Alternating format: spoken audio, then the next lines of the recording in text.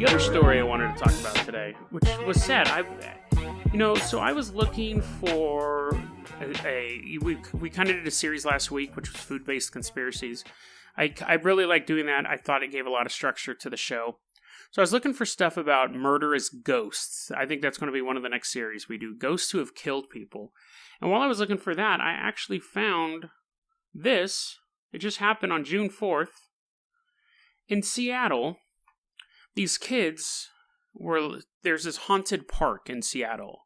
And they're like, hey, yeah, let's go Scooby-Doo around this park and we'll take our flashlights and maybe we'll see like old Mary Keller, the ghost who drowned 8 babies and floats here every Friday the 13th or whatever.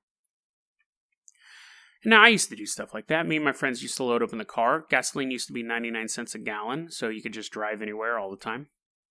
And we'd go to all these sort of haunted locations in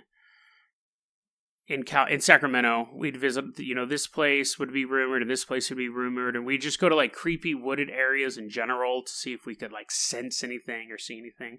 One day, me and my friends were driving on the road. We thought we saw a Civil War ghost. And it totally terrified us. It was this, like, all-gray figure. And it looked like it was wearing, like, a Confederate uniform. And it was just, like, walking down the street. It was super scary. And we're like, oh, my God, it's like a Civil War ghost. It's a Civil War ghost. And we turned around. At first, I thought, it's just us, like, it's just all of our imaginations or whatever. So we turn around. We come back. He's still walking down the road. And it's, like, 3 a.m. And we couldn't figure it out. And it's head to toe. In gray clothes, a little gray cap. And we're like, oh, my God, he's still there. It's the Civil War ghost. And we drove back around and we came, and this is again in the middle of nowhere. There was like an industrial section there. And then this long road is out in PFE, if you know the area, out by Antelope. But we come by a third time and it was a very elderly security guard. It was not a Civil War ghost, which, look, one, we probably scared the crap out of him because we were driving by 3 times and it's not the most well-behaved area.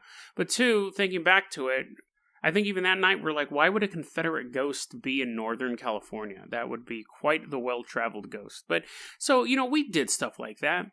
We'd go out to all these places, and this young kid named Ryan Dela Cruz was at Martha Washington Park with some friends, and they're looking around for ghosts. They're having a good old time, just, having fun, being kids. And he gets shot 3 times. A car drives by and just opens fire on them. And the friends call 911, and the cops come, and he's still alive, but by the time he got to the hospital, he had passed away. At this point, so that was on June 4th. As of today, July 24th, they have no leads, or they're not revealing any leads. In the article they say they don't think it's gang-related. Generally, that means that both members weren't members of gangs. It can be gang-related. It's not considered gang-related if a gang shoots a civilian. It's only considered gang-related as if one gang shoots at another gang. They don't think the man was targeted either. They think it was just, it may be related to another shooting. What I think is weird is they're really keeping this close to their chest. The police aren't revealing many suspects about this. This isn't huge news. The only reason I stumbled across it was, and Seattle's fairly close to me. The only reason I stumbled across it was because I was looking for murderous ghosts, and unfortunately I stumbled across this story of a man who was murdered looking for a ghost. So, it's sad, it's tragic, and hopefully the assholes who did this get caught. Because, accident or not, if they just thought they were shooting in the woods because they were drunk hillbillies, or if they were shooting in the woods because they saw some people out there,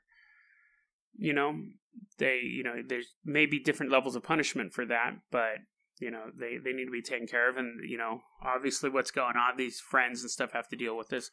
I give it a month tops before his ghost, and I'm doing air quotes here, his ghost is haunting that area. The rumors have probably already started that now if you go out into the woods on a Saturday night, you can see his bloody body floating through the woods, which is sad.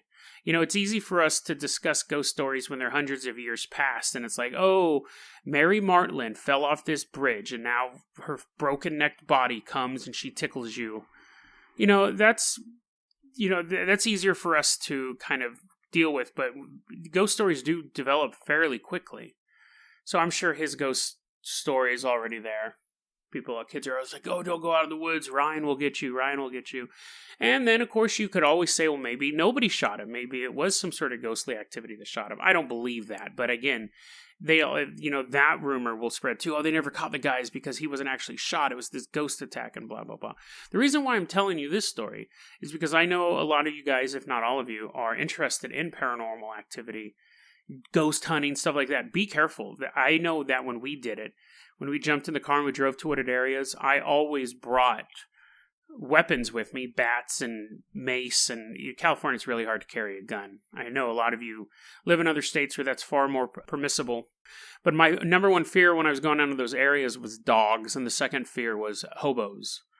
I don't know if anyone uses the word hobos anymore, but you know what I mean, coming across transients. My third fear was ghosts, the Blair Witch, Bigfoot, the lizard man. But, just protect yourself. That may not have helped it. They wouldn't help this gentleman if he had a bat. It's not really going to help him. But, there is a level of danger when you're going into an area at night.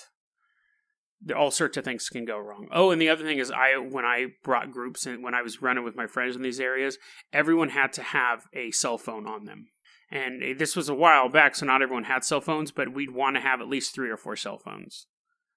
Sometimes I even had extra cell phones because I'm not going to get into why I had extra cell phones, but you always want to have that line of communication because really what you're doing is you're going out into an relatively uncivilized area at night and nobody knows where you're going because you don't know where you're going. You hop in the car and you're like driving around and then they're like, hey, yeah, let's go out to Old Potterman's Creek and see if the ghost is still there. It's not like you ever had a map, so you want to this is my tips for ghost hunting, for doing this kind of fun ghost hunting to stay safe.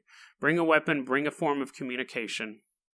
Have fun, and be aware of your surroundings at all times. That will at least give you a leg up over... Oh, and don't go out there drunk either, because again, I'm not worried about you getting drunk and getting assaulted by a ghost. I'm worried about you getting drunk and falling down a ravine. Stuff like that. Trespassing, I trespassed before. I'm not going to tell you not to trespass. That just comes along with the territory. Just be mindful of your situation. If the police show up, be respectful and talk your way out of the situation. And if not, you get the ticket. Police show up, you get busted, you take the ticket. If someone tells you get out, you just leave. Those are my tips. That will happen. Cops show up and you're drunk and you're underage. Now you have a problem. Cops show up and you're belligerent, now you have a problem. We've been stopped by the cops before. Hey, what are you doing? Oh, I just hunt for ghosts. Haha, you guys are idiots. Get out. Okay, officer. No biggie. So those are my tips. I hope that the killers of this young man are caught, and I hope they're caught soon. And I hope they get swift justice, and I hope his family finds peace. It's a terrible story. And I really hope people don't exploit his death to cause some sort of ghost story, but knowing neighborhood kids, they probably will. So, that unfortunately just comes along with the game. So be safe when you do this stuff as well. That was a clip from our daily podcast, Dead Rabbit Radio. Dead Rabbit Radio is available anywhere that you listen to podcasts. It's daily paranormal, conspiracy, and true crime news. If you want to hear the full episode that this clip came from, check the link below. Please like and subscribe. And hit that little bell, too. That does some magical stuff. Thanks, guys.